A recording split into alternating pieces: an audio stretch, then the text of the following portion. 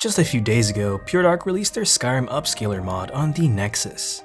If you're not familiar with this Upscaler mod, I highly recommend you watch my other video on it. I go into more detail explaining what it is, what it does, and its implications. In short, this mod allows us to scale down the resolution of our game for better performance, and upscale it back using AI, giving us better frame rates and better anti-aliasing. The mod supports DLSS, FSR2, and XeSS upscaling, so pretty much everyone will be able to benefit from it, no matter if you're an NVIDIA, AMD, or Intel GPU user. Overall, I see a solid 40 FPS boost with DLSS at 2K resolution with ENB.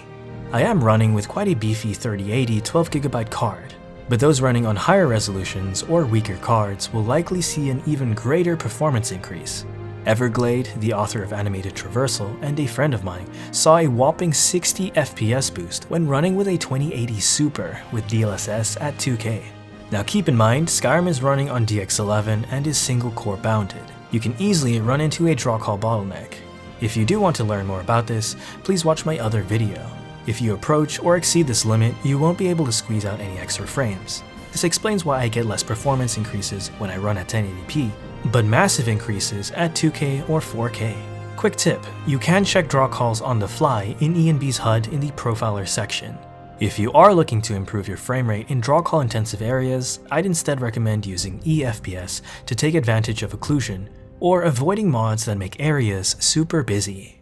I'm looking at you, Nature of the Wildlands. But Mern, what if Khajiit is not being bottlenecked by Skyrim's draw calls? What if his PC is the bottleneck and this one is due for an upgrade? Did somebody say their PC is due for an upgrade? Khajiit literally just said that he is due for an upgrade. I'm happy to announce I've just been sponsored by Apex Gaming PCs, and I've worked with them to create my own custom line of PCs. By the Sons of Elsewhere! If you're interested in getting a new PC, be sure to check out my link in the description and get yourself a PC with the capability to play a heavily modded Skyrim. Rajin Kodesh! Also be sure to use code MERN at checkout for up to $250 off your next purchase.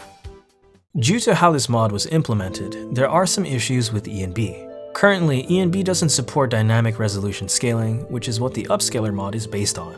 Thankfully though, Boris has agreed to work on a fix for this. However, because both shaders and Code of Special Edition aren't designed to work with dynamic resolution scaling, this means a lot of tedious work, and so it will probably take a very long time until we see a fix.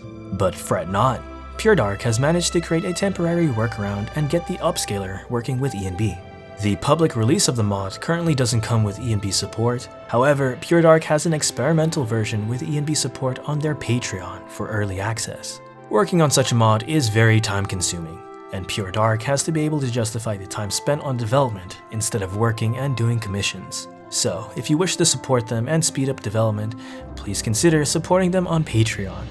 This workaround isn't perfect, but for the most part, it works very well. Recently, PureDark has managed to fix a lot of bugs, as well as remove the SDK watermark. So it's gotten to a point for me to be able to enjoy playing with it normally, and I personally see the performance increases far outweighing its issues.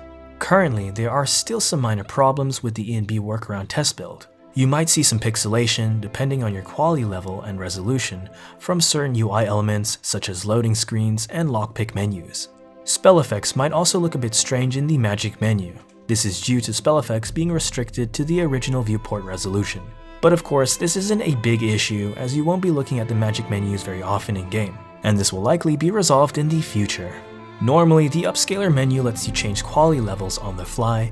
However, you'll only be able to change these settings in its INI when using the ENB workaround. For changes to be applied, you'll have to restart the game.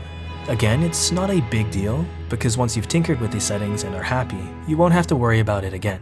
It is worth mentioning ENB's depth of field might not work well here, because it's applied before upscaling. If you do use ENB's depth of field, you'll see a shimmer effect, and it gets worse and worse the lower you drop the quality level. I personally don't see this as a big issue, but I know this could be off-putting for some.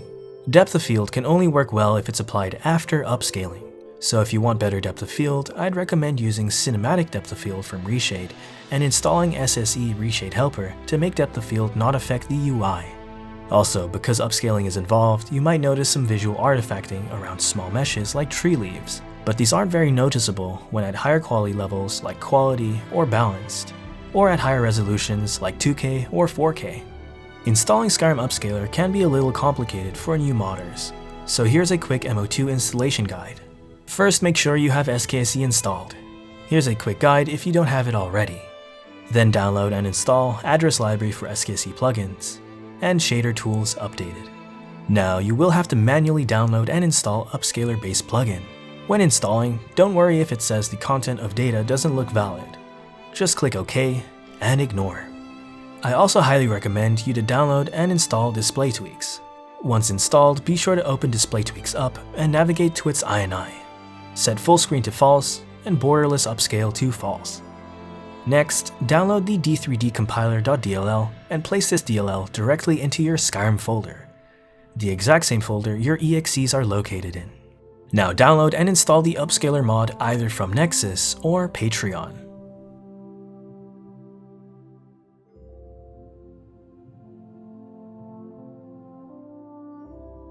Open the Upscaler mod and open its INI configuration.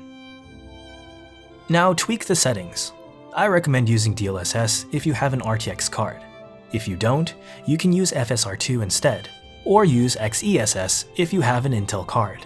I recommend using quality or balanced as your quality level, though you might want to consider lowering your quality level if you want even more performance. Don't forget to enable your mods and launch the game.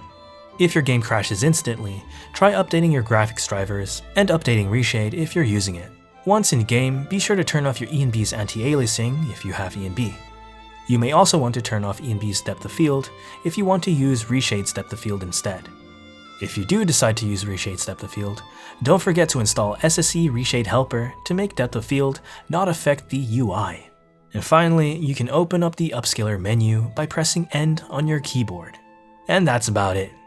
Hopefully, you'll finally be able to play Skyrim with a smooth, buttery FPS.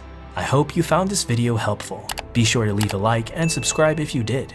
Grab some merch, and consider supporting the channel on Patreon.